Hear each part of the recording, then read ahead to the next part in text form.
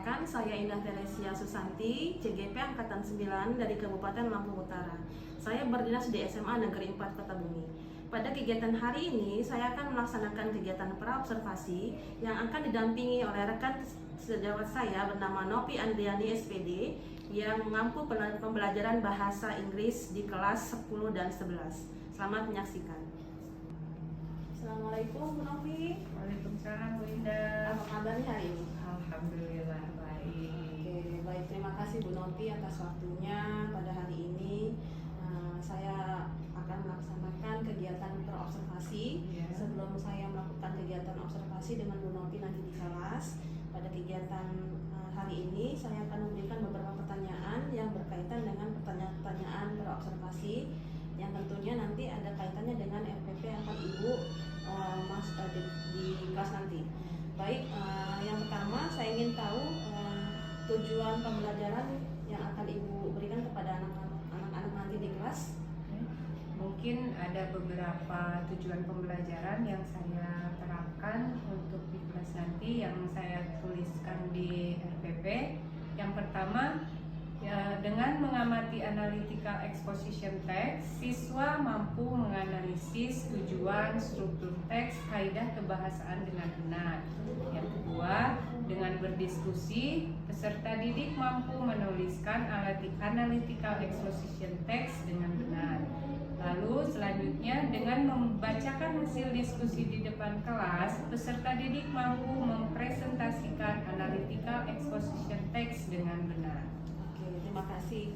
Untuk area pengembangan yang hendak Bu Nopi capai nanti? Mungkin area pengembangan yang saya akan capai nanti ada dua aspek. Yang pertama aspek pengetahuan dan yang kedua aspek keterampilan. Untuk aspek pengetahuan, satu, meningkatkan kemampuan siswa dalam mengidentifikasi struktur kebahasaan analytical exposition text. Yang kedua masih aspek pengetahuan, meningkatkan pengetahuan siswa tentang analytical exposition text. Untuk aspek keterampilan, meningkatkan keterampilan siswa untuk bekerja sama, berani mempresentasikan hasil diskusi kelompoknya di depan kelas dengan baik dan penuh percaya diri. Jadi ada dua ya Bu Nopi ya, ada pengetahuan dan keterampilan. Oke, jadi untuk strategi yang Ibu persiapkan nanti di dalam kelas seperti apa Ibu? Ada beberapa strategi yang saya persiapkan untuk nanti di kelas. Yang pertama, menerapkan pembelajaran diferensiasi untuk memenuhi kebutuhan belajar siswa yang beragam, yang meliputi diferensiasi konten dan proses yang diintegrasikan dengan pembelajaran sosial emosional. Lalu yang kedua, memberikan kebebasan kepada siswa untuk membentuk kelompoknya sesuai dengan minat dan pemahaman siswa untuk mengidentifikasi analytical exposition text. Selanjutnya, yang ketiga, mendampingi dan memberikan bimbingan kepada setiap kelompok dalam menyelesaikan tugas kelompok masing-masing. Lalu yang terakhir, metode yang akan digunakan mengamati teks, penugasan diskusi dengan menggunakan pendekatan saintifik. Mengamati teks, menanya, dan mengumpulkan informasi. Lalu mengasosiasi data. Lalu selanjutnya yang terakhir mengkomunikasikan. Mengkomunikasikan berarti para siswa itu berkelompok mempresentasikan hasil diskusi di depan kelas. Jadi strateginya diskusi kelompok ya Ibu ya, yang disertai dengan tanya jawab. Tentunya nanti kemudian ada penjelasan dari Ibu Nopi sebelum melakukan kegiatan diskusi. Baik, model pembelajaran modelnya seperti apa Bu? Saya nanti akan menggunakan PBL, Bu Indah. PBL atau problem based learning atau pembelajaran berbasis masalah. Oke. Media yang Ibu gunakan nanti dalam pembelajaran di kelas? Seperti biasa, media yang biasa saya gunakan itu laptop tentunya ya, lalu LCD. Nah, untuk penugasan menggunakan LKPD. Sudah siap ya Bu ya? Iya, sudah ada semua, sudah lengkap. Siap. Nanti kegiatan yang akan Ibu lakukan, observasi kelas akan Ibu lakukan di hari apa, kemudian di kelas apa? Saya ada jadwal di kelas 11-6 itu hari Rabu jam kedua jam 8 mulainya. Oke, baik. Terima kasih Bu Novi atas waktunya hari ini, kegiatan praobservasi yang sudah kita lakukan.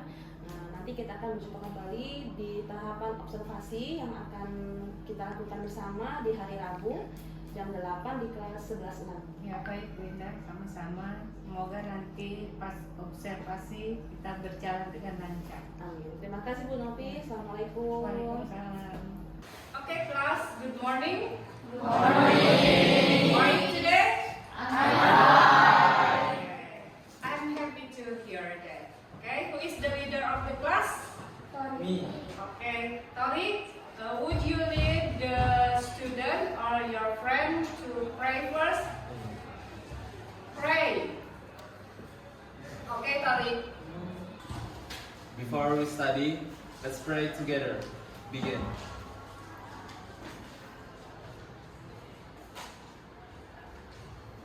Finish. Say greeting to the teacher. Waalaikumsalam warahmatullahi wabarakatuh. Before we start to study, I will check your attendance list first. Aldo Kurniansyah, Present. Akil, Present. Ayu, Cindy. Up your spirit, I will give you ice breaking first. You know ice breaking about claps? Yes. I will give you ice breaking about claps. You follow after me. Okay? Yes. Begin. If you're happy and you know it, clap your hands. If you're happy and you know it, clap your hands. If you're happy and you know and you really want to show, if you're happy and you know it, clap your hands. Okay, tepuk tangan. Do you still remember the previous material last week? Yes. What about? Analytical exposition. What is the analytical exposition meaning? Who can answer? Okay, Hani? Analytical exposition is a text that elaborates the writer's idea about the phenomenon surrounding. Okay, good. Yes. And then, how about the purpose? Okay, Opi. The purpose of analytical exposition is to convince the reader that the topic's most important topic to be discussed or gain attention by way of providing arguments or opinions that support the main idea or topic. Okay, for the simple, the purpose of analytical exposition maybe tell the information, tell the information about something happen in around, Okay, and then what about generic structure? How many generic structure? There is 3 generic structure. Okay, can you mention it? The first one is thesis, the Thesis. second is argument, Okay. and third one is reiteration. Okay, so there are 3 generic structure in analytical exposition. And then language features. Okay, are you? Okay. First, using relational process or linking verbs. Second, using the noun and causal conjunction. Third, using general and abstract nouns. Fourth, using technical verbs. 5, using relating verbs. 6, using actions and become verbs. 7, using modal verbs and modal adverbs. Okay, good, yes. And then there is linking words, conjunction or connective words, and then the tenses we use simple present tense. Okay, good. Now I will give you tujuan pembelajaran, maybe the purpose of studying. There are 3 And then number 1, dengan mengamati teks analytical eksposisi, siswa mampu menganalisis tujuan, struktur teks, kaidah kebahasaan dengan benar. Yang kedua, dengan berdiskusi, peserta didik mampu menulis teks analytical eksposisi dengan benar. Yang ketiga, dengan membacakan hasil diskusi di depan kelas, peserta didik mampu mempresentasikan teks analytical eksposisi dengan benar. Jadi, ada 3 tujuan pembelajaran untuk hari ini. Okay. Today, I have to divide you into 5 groups, and then I will mention the member of the group. Group 1, Aldo, and then the group 2, Dafa, and then group 3, Hani, group 4, Michelle, group 5, Quina. You have to join your leader of group, okay? Okay. 5 terms about analytical exposition text. I will give you one by one per group the text, the different text, and then you have to read the text. After you have read the text, you have to put the generic structure in column. Okay? There is thesis, argument, and reiteration. From your text, have you read? Yeah, you have to put the generic structure. Understand? Understand.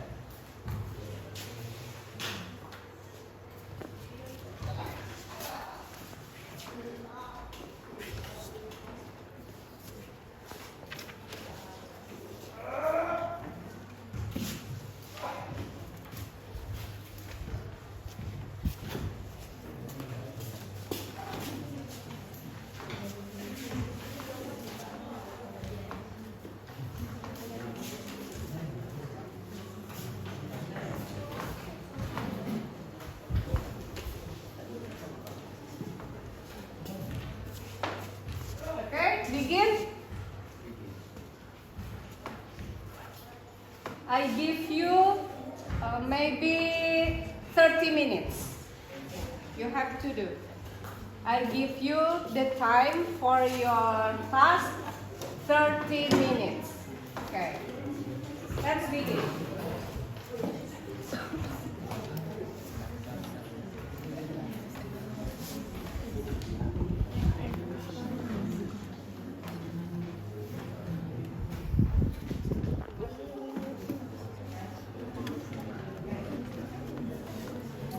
Do you have any questions?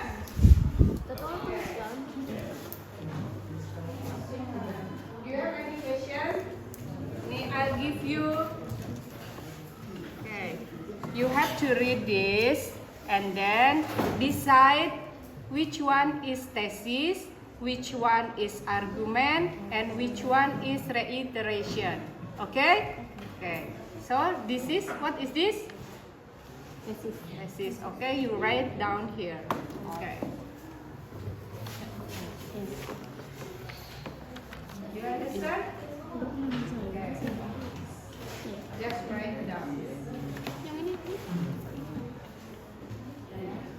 Maybe time is up. Okay, time is up.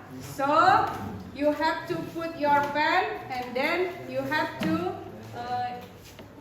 give your presentation in front of the class. Okay, thank you. Now let's begin our presentation. Who is the first group who wants to make a presentation? Me. Okay, group Dafa, the second group. Come forward. All of the group, all of the member of the group, come forward. Come forward. Come forward.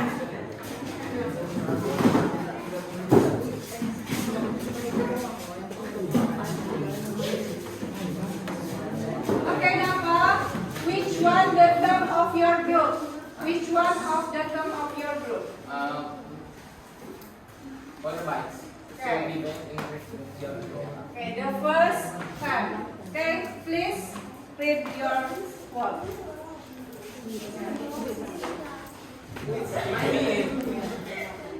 Hello everyone,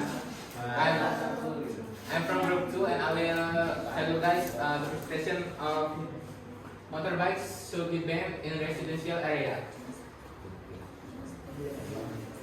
The first thesis. The thesis is motorcycles are one of the distractions and also the main cause of high levels of stress. Even though motorbikes are considered the most convenient means of transportation, I think motorbikes are still dangerous for humans, animals, and the environment. I also think that motorbikes should be banned in residential areas for reasons of noise, air pollution, disease, and unnatural accidents. And there is only two arguments in the text. The first one is, in addition, motorbikes also make a lot of noise, making it difficult for babies to fall asleep.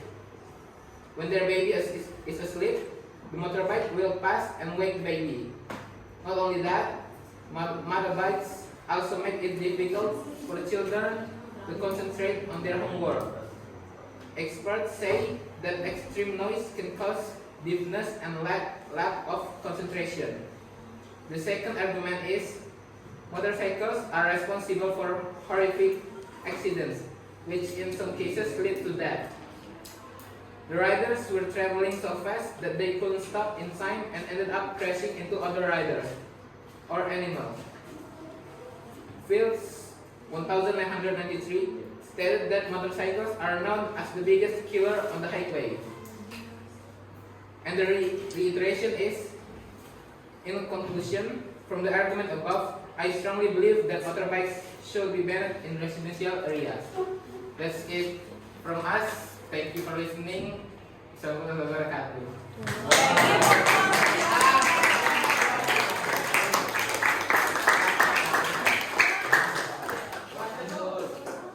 Thank you for your presentation today. All of you have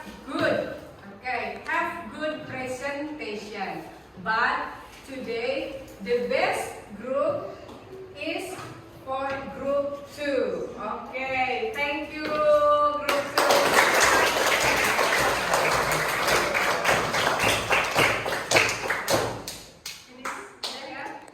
Nah, sekarang setelah selesai presentasi, setelah saya tadi menjelaskan apa itu analytical exposition, ya kalian juga sudah memahaminya. So, I want to ask you the reflection for class today, ya. Studying today. Apa sih refleksi kalian setelah belajar analytical exposition hari ini? Siapa grup mana yang mau memberikan kesimpulan untuk hari ini? Okay, how about you, Hani? Okay, Hani. Definition of analytical exposition. Text is a text that elaborates the writer's idea about phenomenon surrounding. Okay. Second, purpose of analytical exposition text. To convince the reader that the topic presented was an important topic to be discussed or gain attention by way of providing arguments or opinions that support the main idea or topic. Okay. Third, generic structure of analytical text.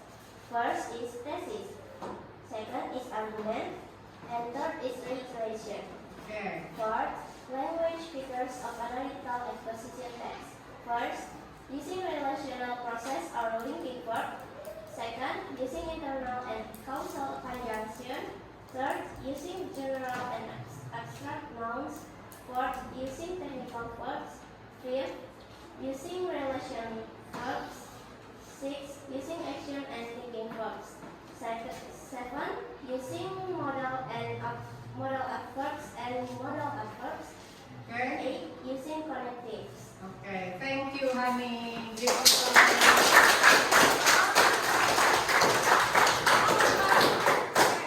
How about your feeling?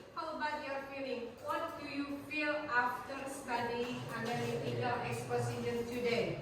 Are you happy? Happy. Thank you.